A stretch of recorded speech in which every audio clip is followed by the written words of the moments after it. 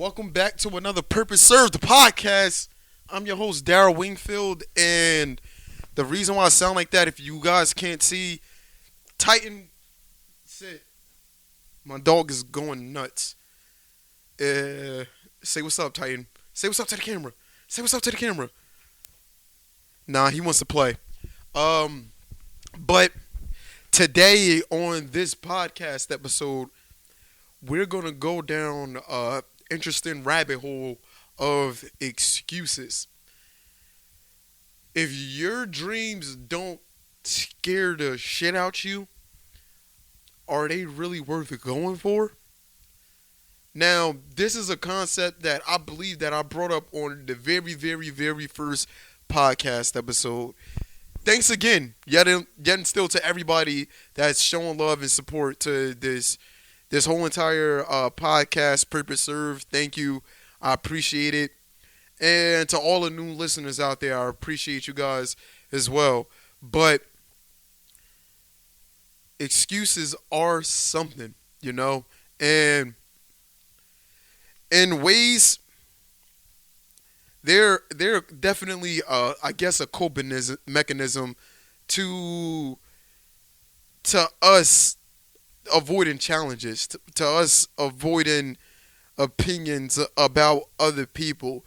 And these things is very dangerous when you continue to give in to the excuses of, I don't have enough time to do this thing today, I'll do it tomorrow, or I'll do it somewhere down the line when the stars align, or I'm scared about what this person to think, or what this person to say, or what this person to do if I was to go after this dream, and your dream should scare the shit out you, to be quite honest. And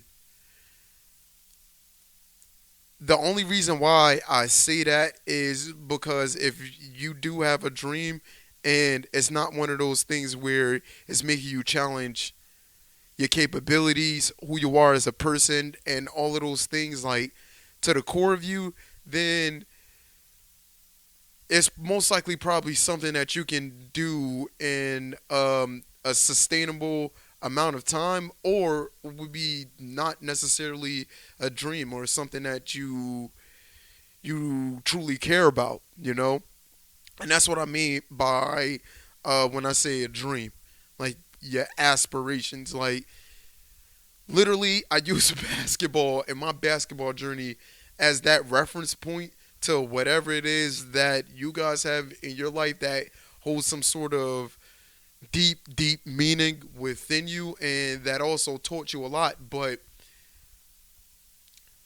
there's something, I literally just got off the phone with one of my close friends and just talking about the realizations that I came across as of late, and also things that I shut down that became, I guess, a hindrance to me literally right now as we speak.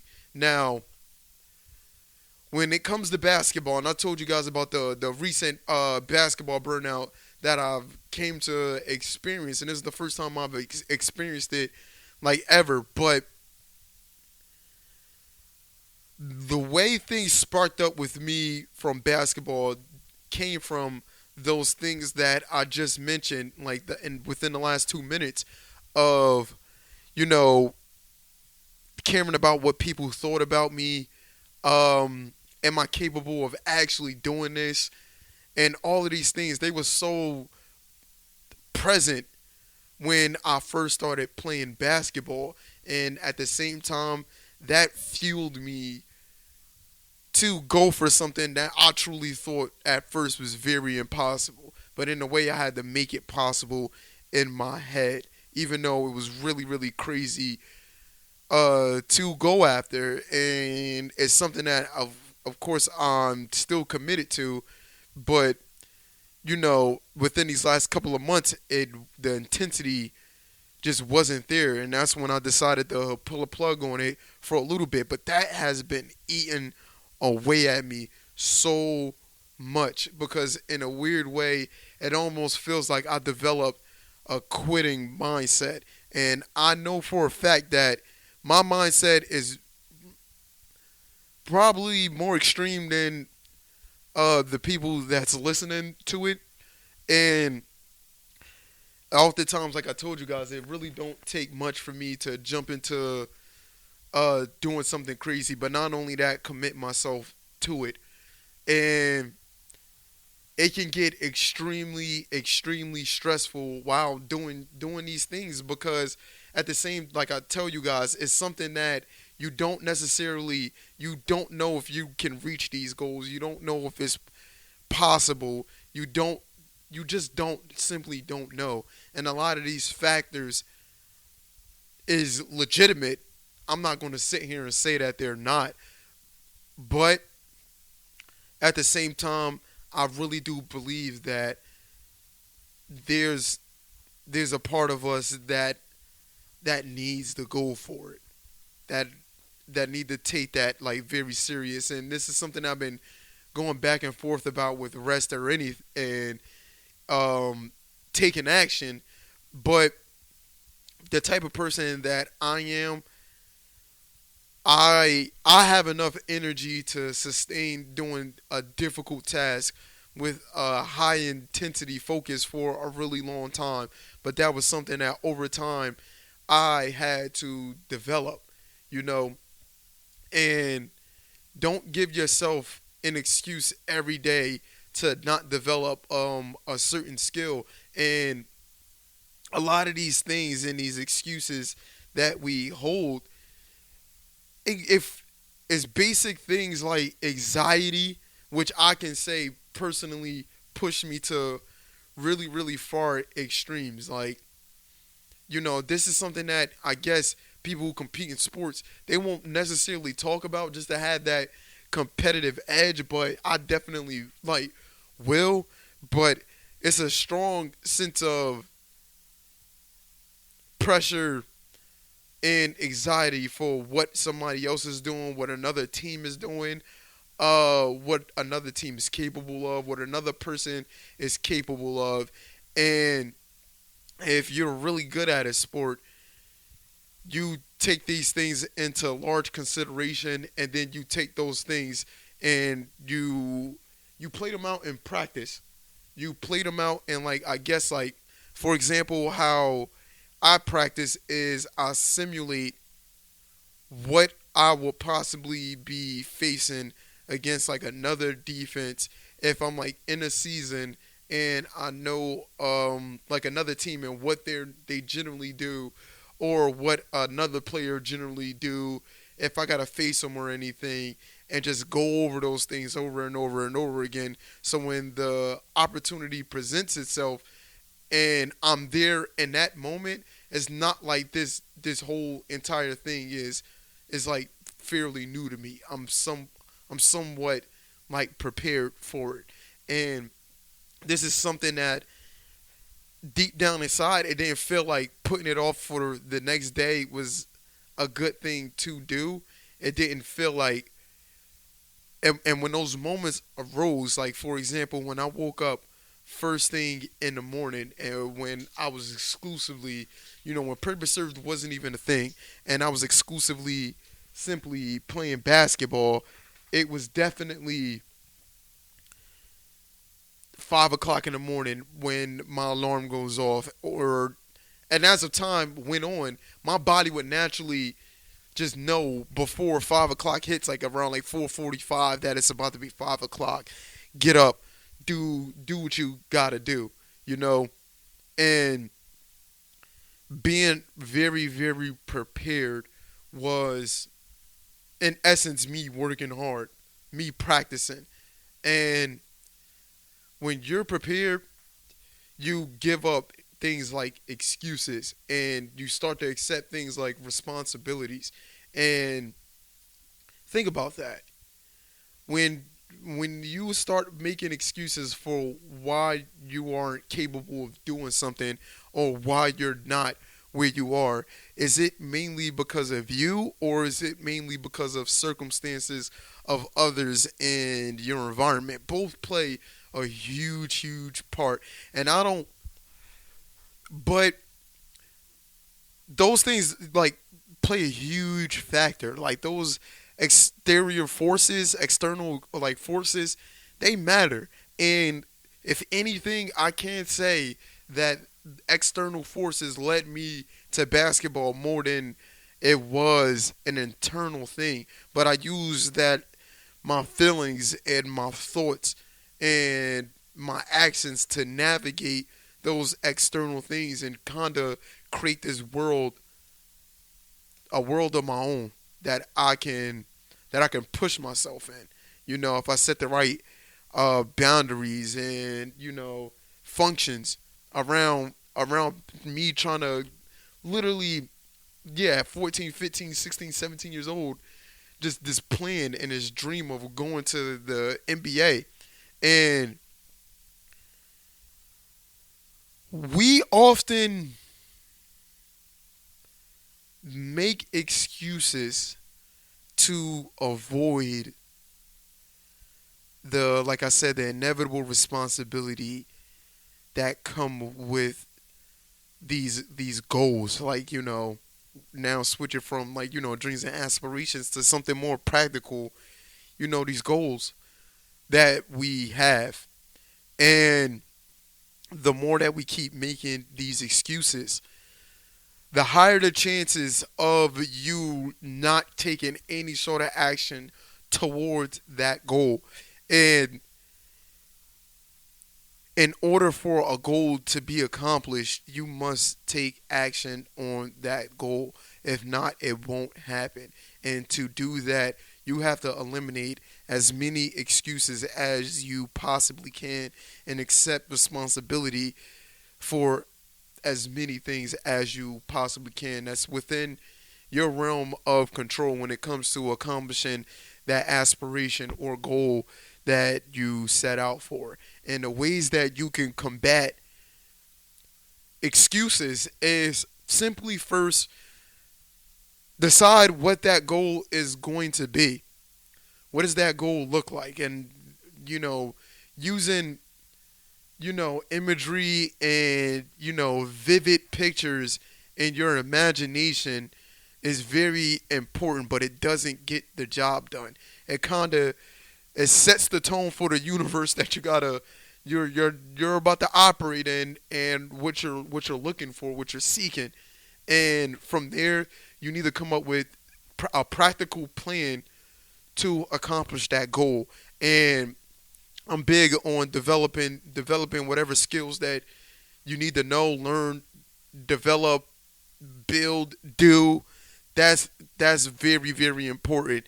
And milestones in between you and that goal to make sure that you're not just going anywhere, and the more actions you keep doing, you just think you're automatically getting closer to your goal. That's just not necessarily the case, you know.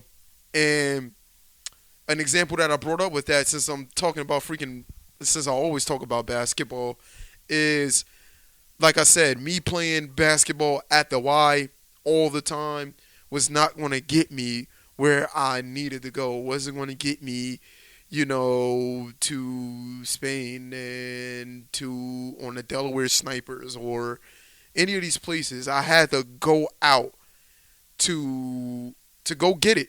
But I used those places like the YMCA and empty gyms to hone that skill and prepare and practice. And I have a set goal with a set game plan. And now having little milestones along the way is very important. Like a milestone for me on an everyday basis was to, you know, when I was conditioning like heavy, it was to, be able to run 1 mile and consistently in 6 minutes, and be able to do 2 miles in 12. But I remember 2 years ago, before I went to a combine in Las Vegas, I believe, I was on a 2 month conditioning program, where at first when I started it, I was so wildly out of shape that I remember when it was 1.2 miles I had to jog, and I probably got to .7 miles, and I stopped,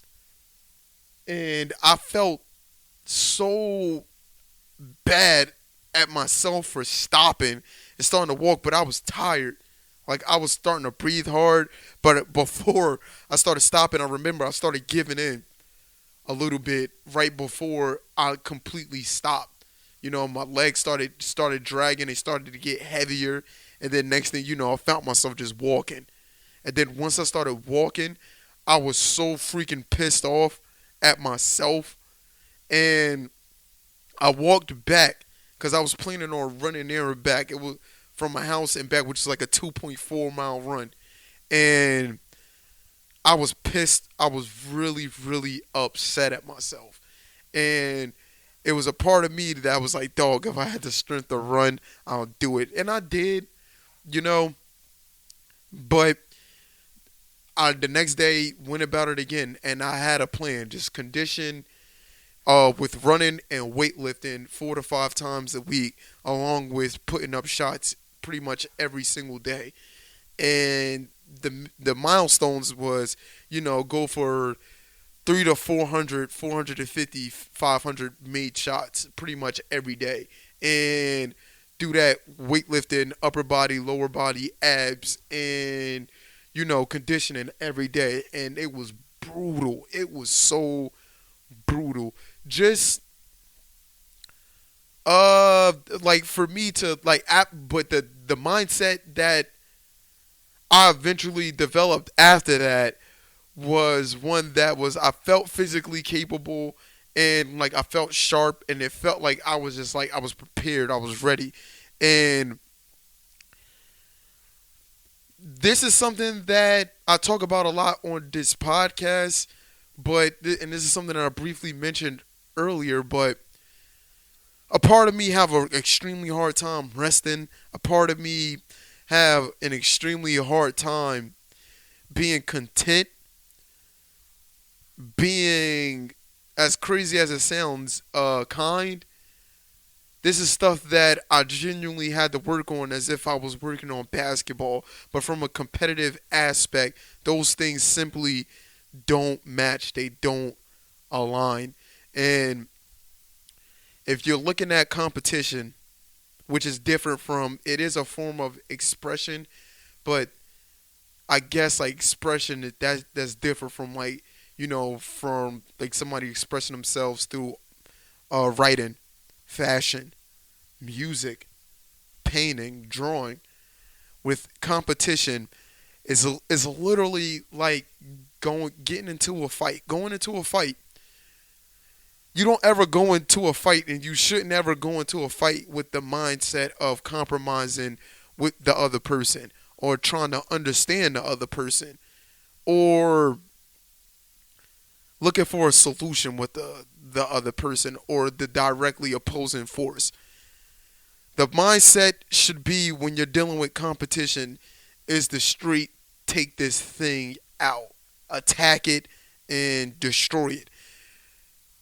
And that was something that was there for me before I started playing basketball. Like I naturally was an aggressive kid. I naturally was somebody that went against the grain. I naturally was a troublemaker. And as crazy as it sounds, like just this is a side note before I get back to the characteristics of competition. When I was growing up,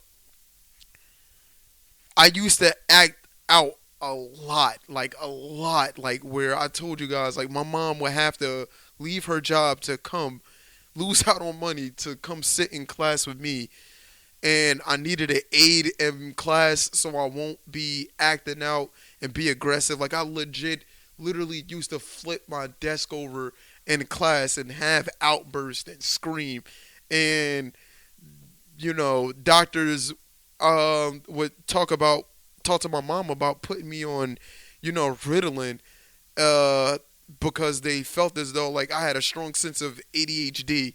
I wouldn't be surprised if I have ADHD now, but I couldn't sit still. I couldn't, like I said, I can hold my focus in. I couldn't sit still. I couldn't hold my attention for a really long time towards whatever we was doing because I would figure out and understand what we were doing rather quickly.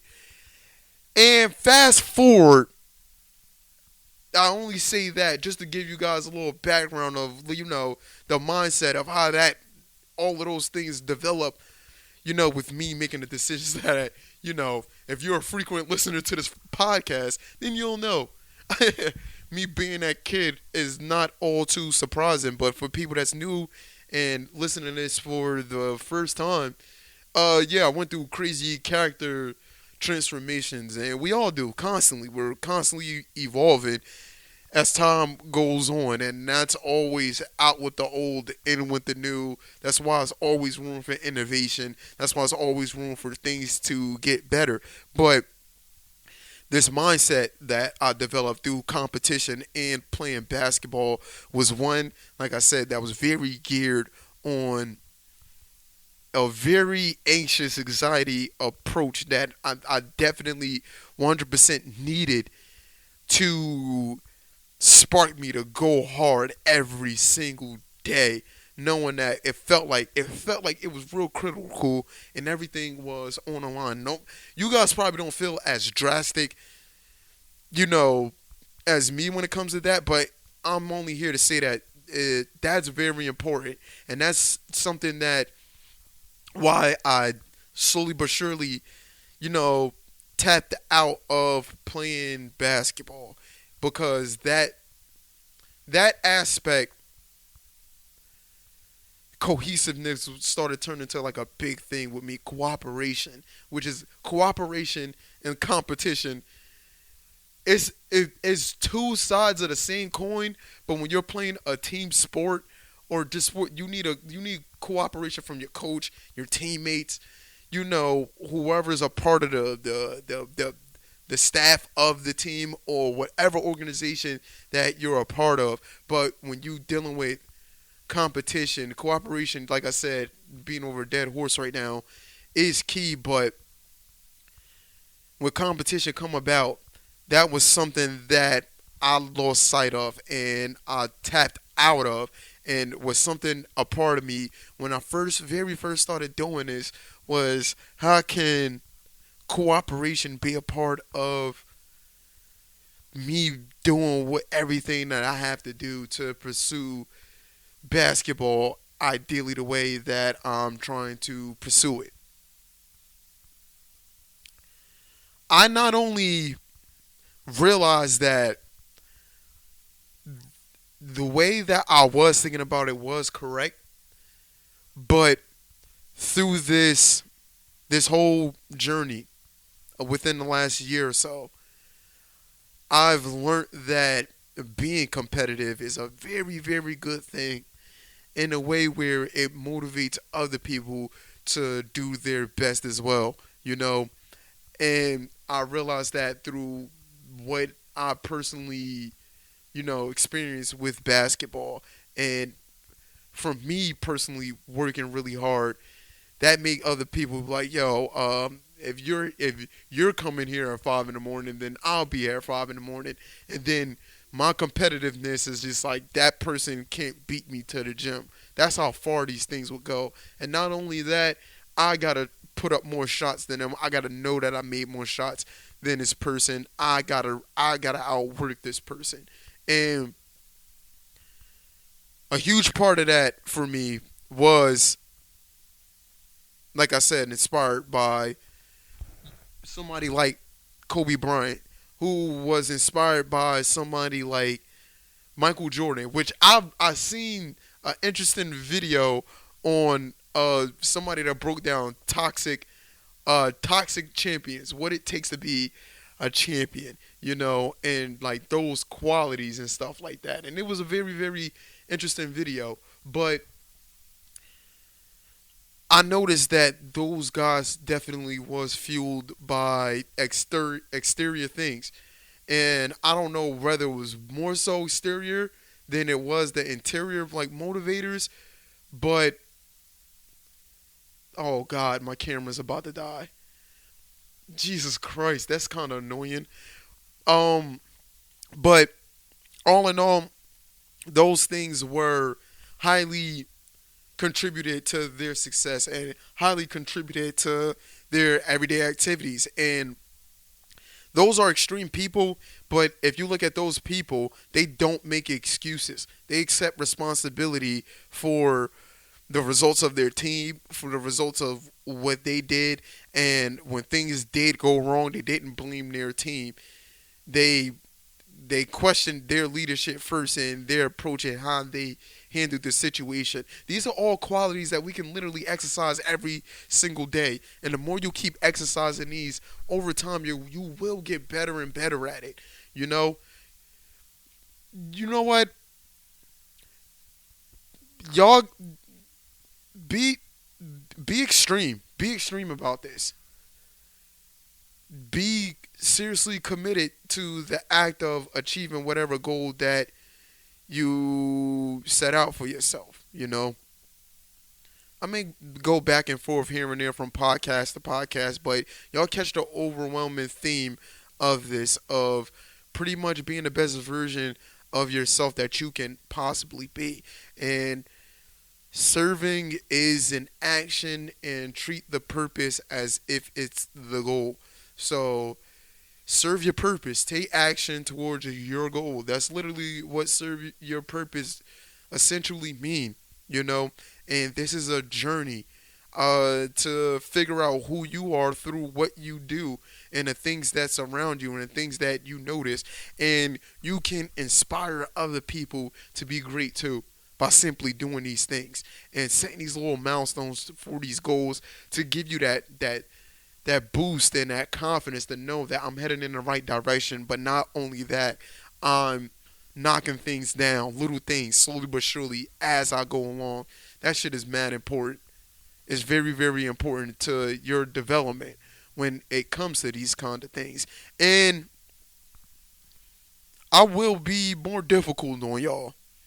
We're not dealing with no more excuses from here on out. And yeah, I'm not even dealing with excuses from myself.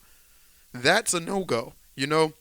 And first and foremost, I will be the guinea pig to prove that these things is worth giving a shot. And simply as something as simple as me having a not the consistency that I want, but over time having the consistency to constantly put out a podcast. And I believe this is 40 freaking 5. that's that's freaking nuts, man. And I want you guys to check out like I said, the journey that I put up with my life, and like I said, how Purpose Served got started, the beginning and this journey as of right now, and the things that's been transpiring with Purpose Served. And I put this video out, I want to say like almost a month ago. And check out the other two videos that I have on Nikola Tesla and Kobe Bryant on what their purpose was. I think that was is pretty cool, pretty entertaining, and definitely some gems in there for those that's interested. And we are on a road to 100 subscribers on YouTube. So, if you're watching this on YouTube, thank you. I appreciate it. If you're listening to this on Spotify, Apple Podcasts, or anywhere, go check out the YouTube, man. Give it a subscribe. Download the podcast, and also to the new listeners, I see that we got a couple of new listeners in Japan, and still to my folks out in Germany, I really, really appreciate it, and definitely stateside to the people that's been consistently listening to this. Y'all don't understand. It really, really means the world to me, and it will mean so much more to me if you guys carry out on these goals and the dreams that y'all have. That would mean more to me than the little support that I'm getting from this, and you having this little thing or just this crazy great dream or goal, and then after that you get this, and then you get this good feeling that's like, wow, I can't believe I did that. I've been doing that for a couple of days now. Wow, I'm starting to be consistent. I'm transforming. I can notice it. Nice, Titan. Nice. But yeah, that's ultimately what I want for Purpose Served, as for the podcast and for the business. Keep on the lookout for the Purpose Served website, purposeserved.com, which should be in the description, and follow on social media on Twitter and the Instagram to see little snippets of this podcast and other people that are inspiring others through what they're creating. This dog and what they're making as well, in all different shapes and sizes. And that's something that I noticed that I say a lot, the whole nine, different shapes and sizes, previous podcasts. Serve your purpose. I love you guys. Thank you. And last but not least, ugh, that was kind of gross. I got you, Titan. Deuces.